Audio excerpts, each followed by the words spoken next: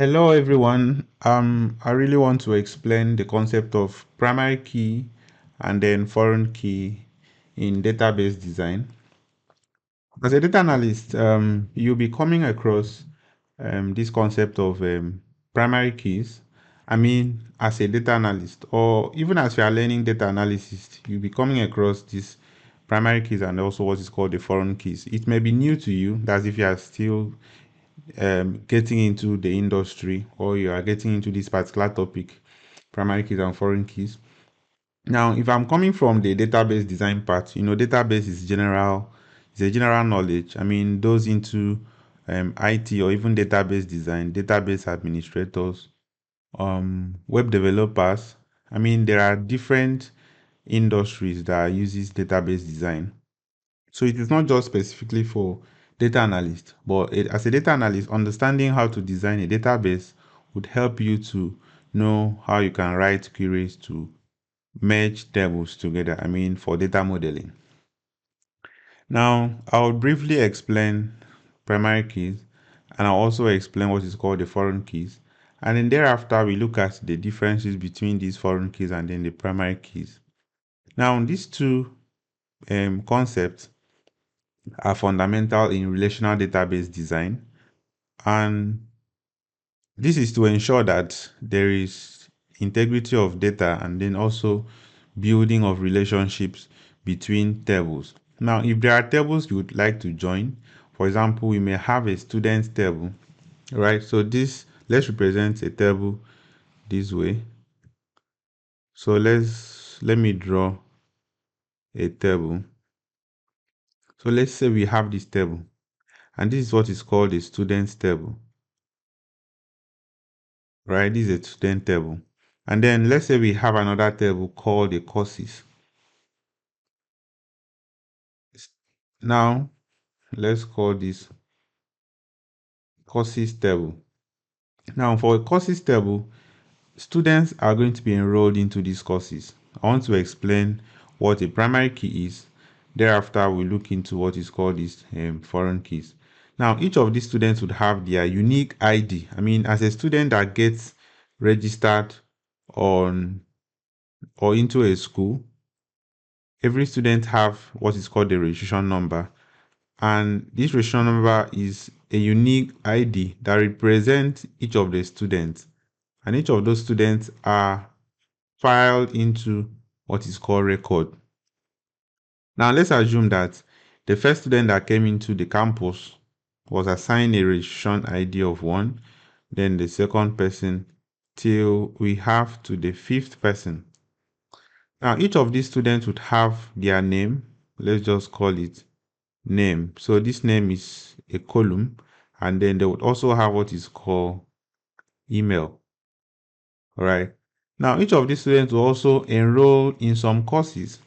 So courses table is generated, and since their ID is uniquely is used to identify a particular student.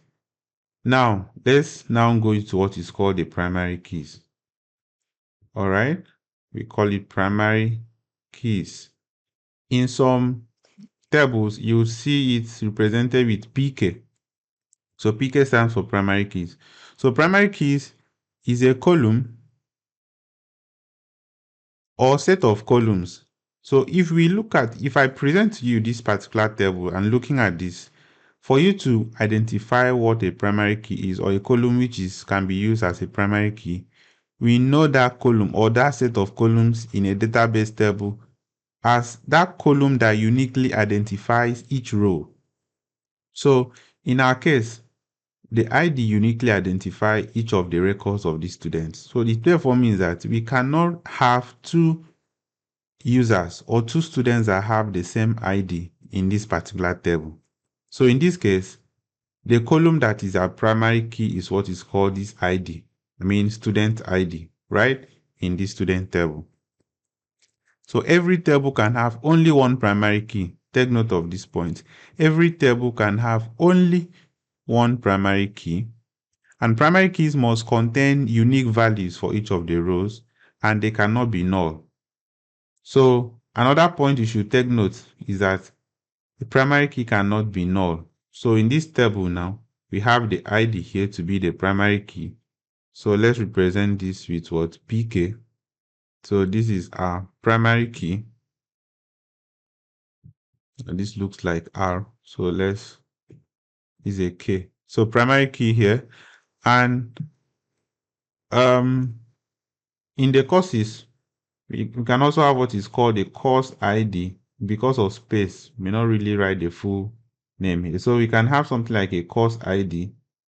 And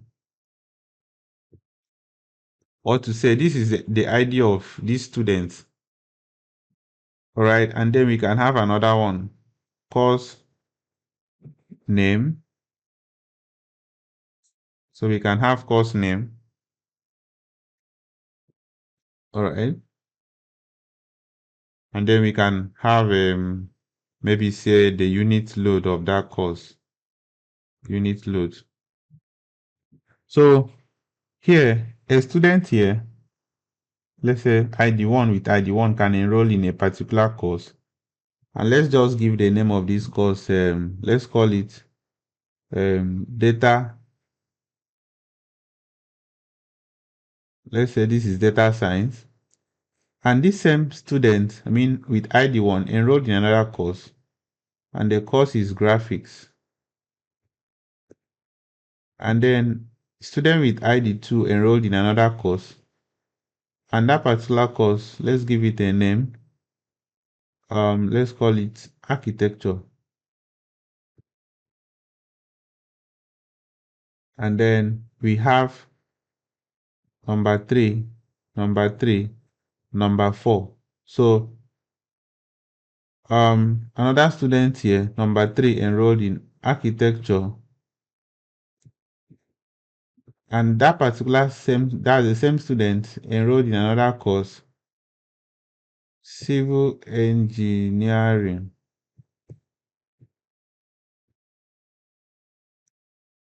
Then we have a student with ID4 that enrolled in let's call it building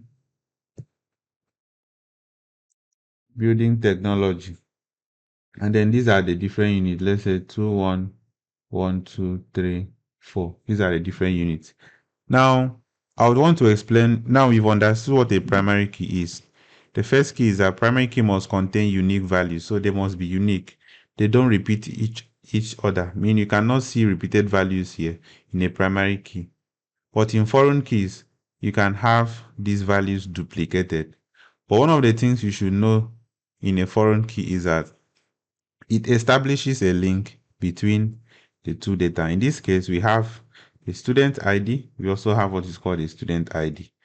All right. Well, in this case, these are not repeated values. They are unique to identify each of these students. But in this case, we have these IDs of the student enrolling in what?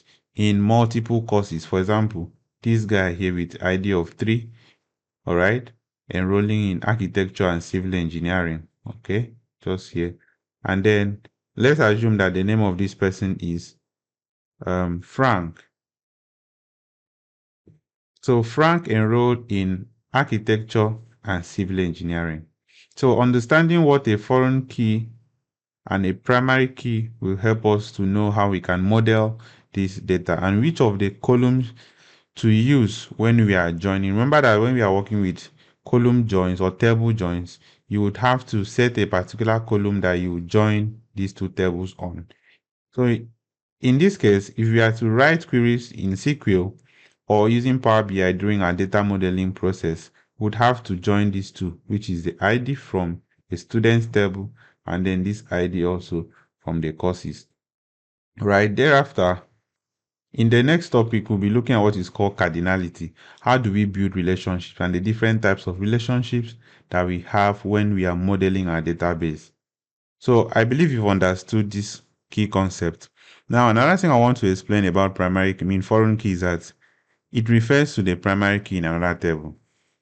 All right, so a foreign key refers to a primary key in another table, meaning that the foreign key column in one table contains value that match the primary key of another table. So in this case, we have 1, 1, 2, 3, 3, 4. So each of these values, they match. We can even have up to another 5 here, right? You can have maybe 5, but those values must match the primary keys here of another table.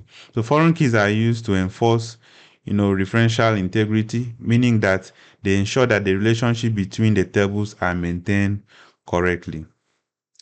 So I think this is the best explanation I could give. So go over the video again. If you have some questions you want to ask or some comments, you can put it down, right? So thank you so much, and let's look forward to the next class.